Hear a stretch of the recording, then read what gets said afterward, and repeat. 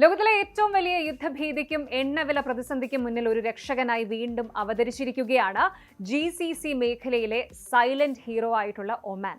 മാധ്യമങ്ങളിലെല്ലാം ലോകമഹായുദ്ധത്തിന്റെ കോലാഹലങ്ങൾ നിറഞ്ഞു നിൽക്കുമ്പോൾ യാതൊരു ബഹളവുമില്ലാതെ ഒമാന്റെ നയതന്ത്രജ്ഞർ അണിയറയിൽ ഒരു വമ്പൻ deal പൂർത്തിയാക്കിയിരിക്കുന്നു.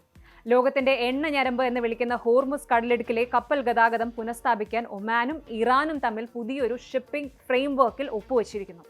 US president Donald Trump വരെ സമ്മതിക്കുന്നു കാര്യങ്ങൾ വേഗത്തിൽ ശുഭകരമായ പര്യവസാനത്തിലേക്ക് അടുത്തുകൊണ്ടിരിക്കുകയാണ് എന്ന്.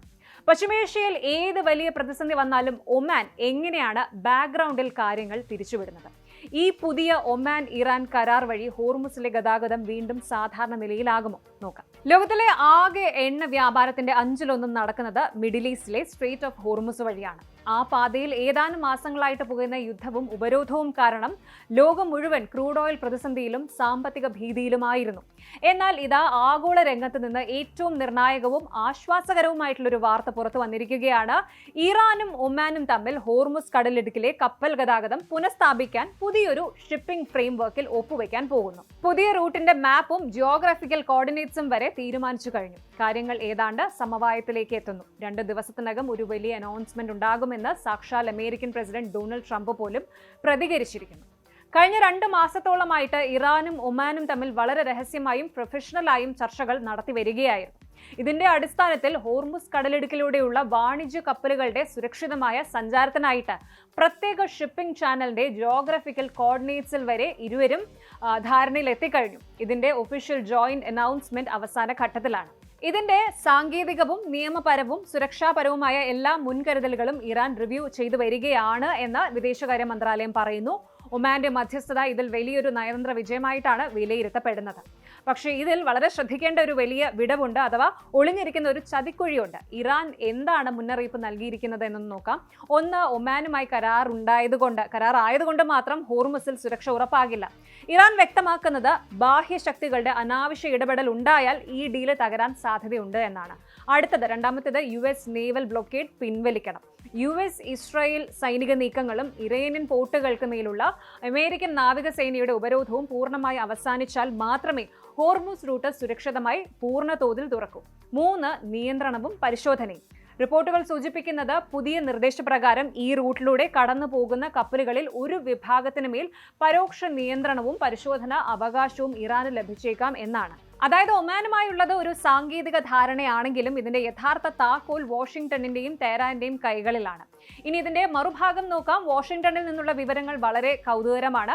അമേരിക്കൻ പ്രസിഡന്റ് ഡൊണാൾഡ് ട്രംപ് അടുത്തിടെ മാധ്യമങ്ങളോട് പറഞ്ഞത്, ഞങ്ങളും ഇറാനും തമ്മിൽ വളരെ നല്ല ചർച്ചകൾ നടക്കുന്നുണ്ട്, വെരി ഗുഡ് ഡിസ്കഷൻസ്. ഒരു കരാറിലേക്ക് നമ്മൾ വളരെ അടുത്ത് കഴിഞ്ഞു. നാളെയോ മറ്റന്നാളോ ഇൻ 48 hours 48 മണിക്കൂറിനുള്ളിൽ ഒരു തീരുമാനം ഉണ്ടായേക്കാം.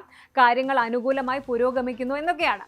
അമേരിക്കൻ വിദേശകാര്യ സെക്രട്ടറി മാർക്കോ റൂബിയോയും ചർച്ചകളിൽ നല്ല പുരോഗതിയുണ്ട് എന്ന് സമ്മതിക്കുന്നുണ്ട്. അമേരിക്കയുടെ പ്രധാന ലക്ഷ്യം ഹോർമുസിലൂടെയുള്ള ചരക്ക് കപ്പലുകളുടെ സഞ്ചാരം എത്രയും പെട്ടെന്ന് സാധാരണ നിലയിലാക്കുക എന്നതാണ്. എന്നാൽ ഇറാൻ ഡെപ്യൂട്ടി വിദേശകാര്യ മന്ത്രി കാസെം ഖരീബാബാദി പറയുന്നത് ഈ താൽക്കാലിക റൂട്ട് 2 മുതൽ 4 മാസം വരെ പരീക്ഷണാടിസ്ഥാനത്തിൽ ഉപയോഗിക്കാമെന്നും വിദേശ ശക്തികളുടെ ഇടപെടലില്ലെങ്കിൽ മാത്രമായിരിക്കും ഇത് നീണ്ടു നിൽക്കുക എന്നുമാണ്. ഈ പോസിറ്റീവ് റിപ്പോർട്ടുകൾ പുറത്തു വന്നതോടെ ആഗോള എണ്ണ വിപണിയിൽ ഉടനടി അതിന്റെ ഫലം കണ്ടു തുടങ്ങി. ക്രൂഡ് ഓയിൽ വില കുറഞ്ഞു. ബ്രെന്റ് ക്രൂഡ് ഓയിൽ ബാരലിന് $80 താഴേക്ക് പോയിട്ടുണ്ടായിരുന്നു.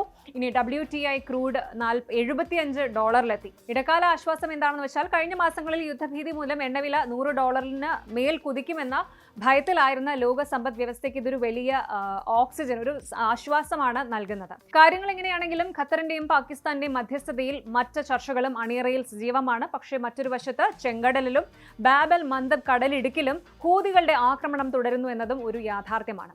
ചുരുക്കത്തിൽ പറഞ്ഞാൽ മിഡിൽ ഈസ്റ്റിലെ സങ്കീർണമായ യുദ്ധസമാനമായ അന്തരീക്ഷത്തിൽ പ്രത്യാശയുടെ വലിയൊരു വെളിച്ചമാണ് ഈ ഒമാൻ ഇറാൻ ഷിപ്പിംഗ് ഫ്രെയിംവർക്ക് നൽകുന്നത്. ഒമാൻ എന്ന രാജ്യത്തിന്റെ കൃത്യമായ ഡിപ്ലോമസിയും മധ്യസ്ഥതയും ലോകത്തെ ഒരു വലിയ എണ്ണ പ്രതിസന്ധിയിൽ നിന്നും പണപ്പെരുപ്പത്തിൽ നിന്നും രക്ഷിച്ചേക്കാം.